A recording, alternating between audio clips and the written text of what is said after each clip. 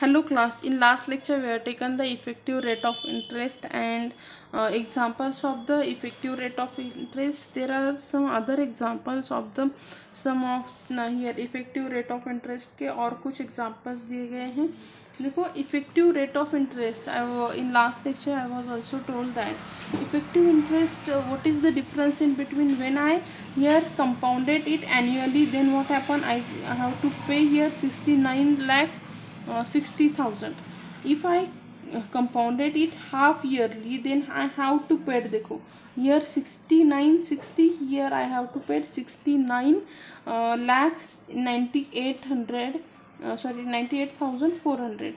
If I compounded it quarterly, then the amount is raised up to the 70 lakh 19,151.36, and same amount I compounded it monthly, then I have to pay for it 70 lakh 38,000.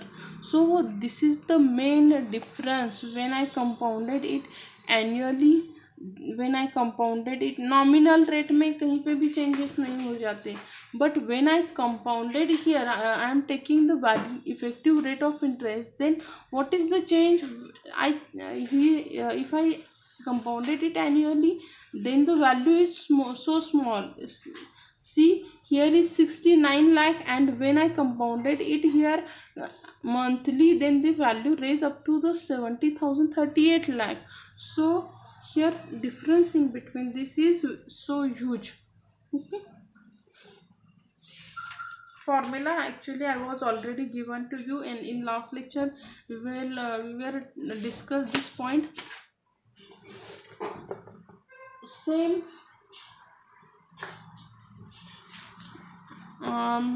there is one example that for how many years must 3,20,000 be invested at the 8% per annum to get 3,46,037 829 if interest 3 crore, oh sorry, here is 3 crore 46 lakh 37,829.12 if interest is compounded quarterly.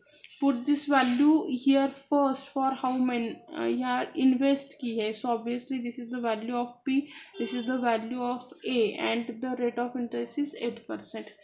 Put value in this.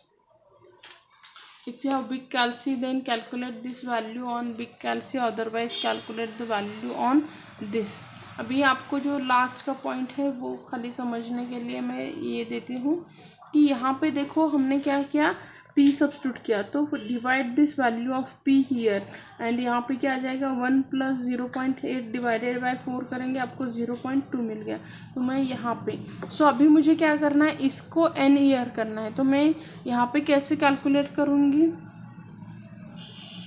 कि 1.02, okay, यहाँ पे 4n है तो उसका 1.02, इसका square करके देखो, square की वैल्यू क्या आ जाती है 1.44. मुझे वैल्यू कहाँ तक लानी है 1.08 तक, तो ये तो नहीं आ रहा, तो मैंने इसे फिर से एक बार मल्टीप्लाई किया 1.02 से, मतलब क्यूब किया, तो मेरा आंसर क्या आ गया 1.06. वो अभी भी नहीं आया, फिर से मैंने क्या किया, उसे एक बार मल्टीप्लाई किया 1.002 से, अभी मेरा आंसर क्या आ गया 1.08. मतलब जब मैं 4 टाइम मल्टीप्लाई करती हूँ तो उसका आंसर आ जाता है, मतलब 4n = 4 आ गया, n = 1 आ गया, मतलब I have to invest this amount. यहाँ पे क्वार्टरली है, m is nothing but the quarter, n is number of year. Okay, so you must invest this amount up to for 1 year. Okay, same type का उन्होंने और एक example दिया है अभी 1.5 ईयर दिया है। 1.5 ईयर मतलब कैसे हम करेंगे, सेमी एनुअली है। सेमी एनुअली मतलब 1 साल में 2 बार। तो यहाँ पे कैसे हो गया, total 3 times. m is equals to कितना हो गया आपका, 3 टाइम्स हो गया। ओके, ये इससे अच्छा तो ये है कि n is equals to 1.5 and m is equal to 2। Okay, तो आपका यहाँ पे भी आंसर देखो 3 आ गया। या फिर follow this process that 1.5 is nothing but 1.5, m is equals to 2, so you can calculate this.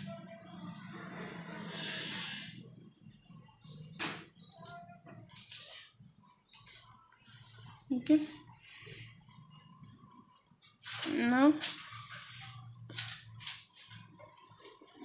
खाली आपको क्या करना है, कैलसी पे कैलकुलेशन इसके करने हैं। आपको एक बार प्रोसीजर समझ में आ गई। एग्जाम्पल में सभी वैल्यू सब्स्टिट्यूट करो। Maturity, find the maturity amount of the deposit. This is the value of P compounded semi annually. Semi annually मतलब क्या है, m is equal to 2, n is equals to 1.5 and here r is equal to 7%. Put the value, you will get the answer.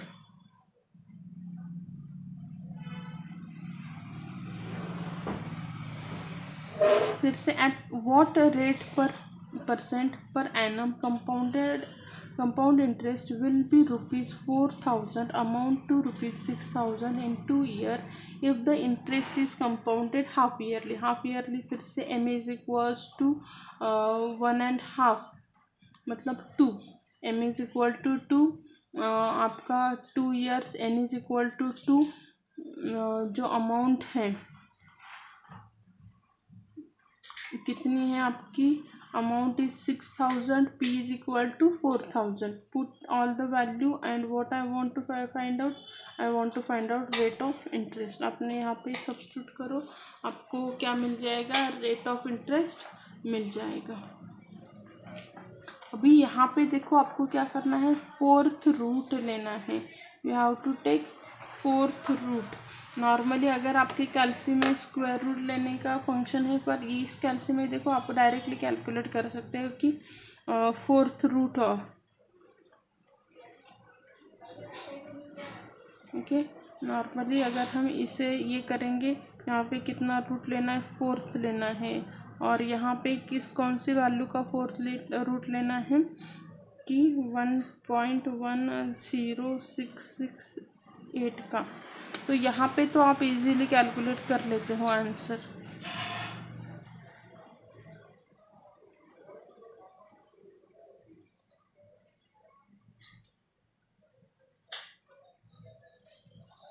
Okay, but in this case यहाँ पे आपको आपका जो कैल्सी है उसमें आपको क्या करना है, 2 टाइम्स स्क्वायर रूट करना है, जिससे आपको क्या मिल जाएगा, ये मिल जाएगा, सही आंसर मिल जाएगा.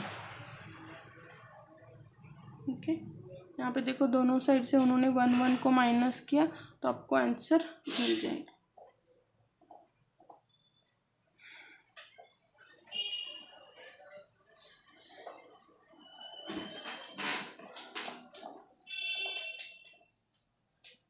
नेक्स्ट उन्होंने यहाँ पे हमें दिया है, find the nominal rate of interest that when compound quarterly yield an effective rate 8.24. अभी उन्होंने कहा है कि नॉमिनल रेट फाइंड आउट करो, और जब मैं उसे क्वार्टरली कंपाउंड कर रही हूँ, मतलब m इज इक्वल्स टू 4 दिया है.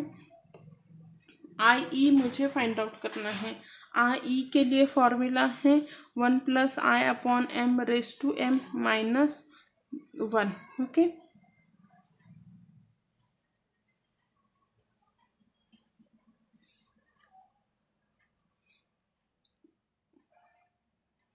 i उन्होंने दिया गया है, i is equals to 8.2432 divided by 100 करेंगे तो आपको यहाँ पे ये मिल जाएगा. वैल्यू सब्स्टिट्यूट करो, यहाँ पे कितने साल के लिए क्वार्टरली है, m इज इक्वल्स टू 4 है, सो सब्स्टिट्यूट करते हैं हम. तो यहाँ पे क्या मिल जाएगा हमें, ये अभी हम डायरेक्टली ही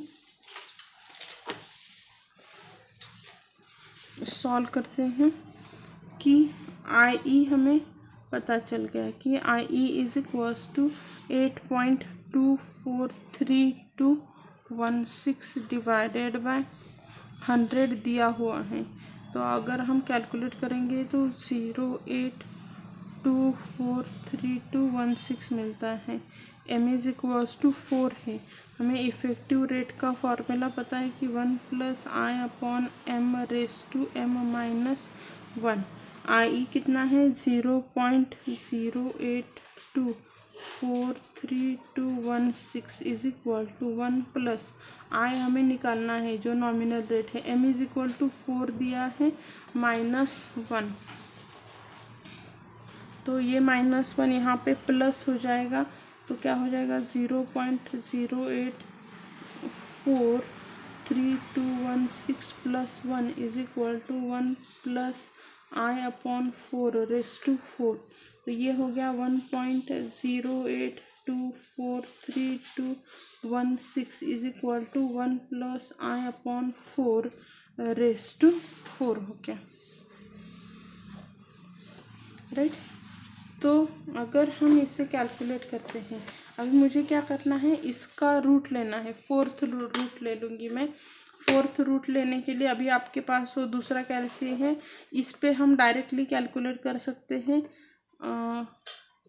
यहाँ पे क्या आ जाएगा आपका 4 और यहाँ पे हम लिखेंगे 1.08243216। आंसर आता है यहाँ पे 1.02। सो 1.02 इज इक्वल्स टू, इसका 4th रूट ले लिया, we take 4th root. 4th root लेने के बाद हमें ये मिला है 1 + i/4। ये 1 इस साइड में आके माइनस हो जाएगा, -1 इज इक्वल टू i/4। तो क्या आ जाएगा 0.02 इज इक्वल्स टू i/4। ये 4 इस 2 को मल्टीप्लाई हो जाएगा is equals to i। So 0.08 is equals to i। So i is equals to क्या हो गया आपका 0.04। अगर हम नॉमिनल रेट के बारे में बात करें, so nominal rate is equals to क्या आ जाएगा आपका i × 100, मतलब 0.08 × 100। तो वो आपका आंसर क्या आ गया,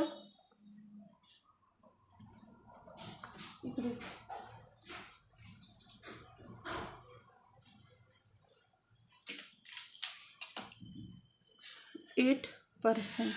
ओके, नॉमिनल रेट जो है वो नॉमिनल रेट क्या आ गया, nominal rate is equals to 8%। Okay, so this is the way to calculate the examples.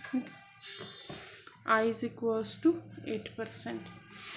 Okay, same type के अभी देखो ये बाकी के एग्जाम्पल्स हैं, at least you have to try to solve this examples. Okay, at least try करो कि examples आप कैसे सॉल्व कर सकोगे, और please don't skip the examples. At least whatever I means taught you, at least see once. Okay, सो आपको concept समझ में आ जाएगी। यहाँ पे मैं सभी एग्जाम्पल आपको सॉल्व करके दे दूँगी, तो आप वो प्रैक्टिस करना बहुत ज़्यादा इंपॉर्टेंट है। Unless and until you didn't practice for single example, you didn't get the point. And calculations are very easy. Right now you have means you can use the calculator, so you just put the value on the calculator, you get the answers. But what is the important is that you means at least you understand the example, at least you have to know what you want to calculate and how to substitute the value, which formula I have to use in these examples to get the outcome. So these things are very important. Just go through the example, try to solve the examples. I give you all the soft copies, all the pics of these books, whole these chapters. At least try to solve the example. Okay, so there are so many example based on the here annuity. Okay, so next topic we will here discussed in next lecture. Okay, thank you.